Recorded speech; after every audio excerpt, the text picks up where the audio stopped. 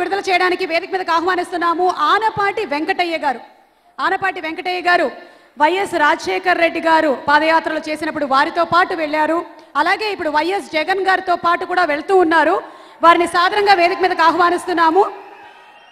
ఈ వైఎస్ రాజశేఖర్ రెడ్డి గారు ప్రజల కోసం అందించినటువంటి అనేక పథకాలలో వికలాంగుల కోసం అందించినటువంటి పథకాలు ఎన్నో ఉన్నాయి. అందులో చందాపూర్ అలాగే వనపర్తి నుంచి చాలామంది ఇక్కడికి రావడం జరిగింది.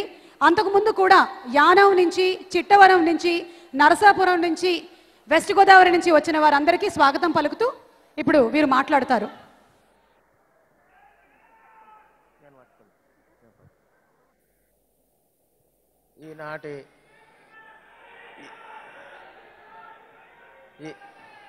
ఈనాటి ఆ రాజన్న గురించి ఈరోజు ఇంతమంది ఇక్కడ వచ్చినందుకు చాలా సంతోషంగా ఉంది.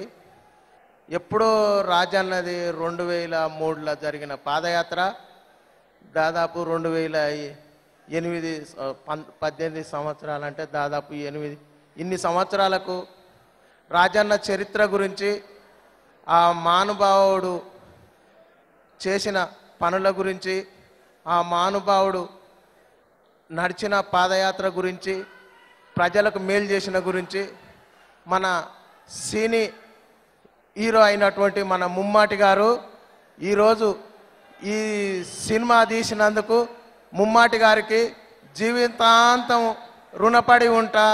అతనికి పాదాభివందనాలు. ఎందుకంటే రాజన్న పాదయాత్ర ప్రజలకు ఎంతో మేలు చేసింది. రాజన్న పాదయాత్రలో నేను కూడా రాజన్న పాదయాత్రలో ఉన్నా. నాకు కూడా పింఛన్ చేసిండు. నాకు కూడా ఇల్లు రకరకాలుగా వికలాంగులకు ఎన్నో వసతులు, వికలాంగులు అంటే ఆయనకు చాలా ప్రేమ. వికలాంగులకు రాజన్న చేసిన సేవలు, రాజన్న చేసిన పనులు ఎప్పటికీ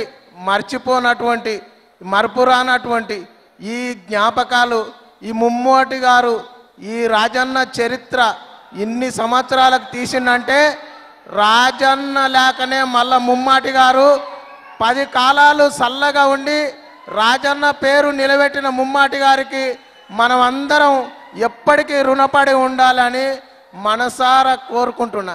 ఎందుకంటే మన రాజన్న రాష్ట్ర ముఖ్యమంత్రిగా ఉండి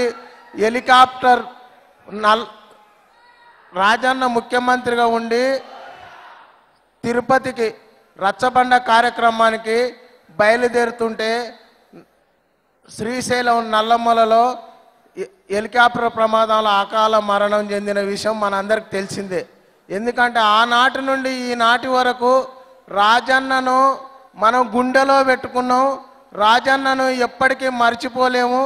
రాజన్న చేసిన సేవలు, రాజన్న చేసిన పనులు, ఈ రాష్ట్రానికి చేసిన మేలు, ఈ రాష్ట్ర ప్రజలు మనం అందరం ఎప్పటికీ మర్చిపోమని మీ అందరికీ నాకు ఈ అవకాశం ఇచ్చిన సినిమా నాయకులకు, సినిమా పెద్దలకు అందరికీ హృదయపూర్వక నమస్కారాలు తెలుపుతూ ఈ సినిమా దిగ్జయం కావాలి, ఈ సినిమా సక్సెస్ కావాలి, ఈ సినిమా ఎప్పటికీ నడుస్తూనే ఉండాలి. రాజన్న కుమారుడు ముఖ్యమంత్రి కావాలి, జగనన్న ముఖ్యమంత్రి కావాలి.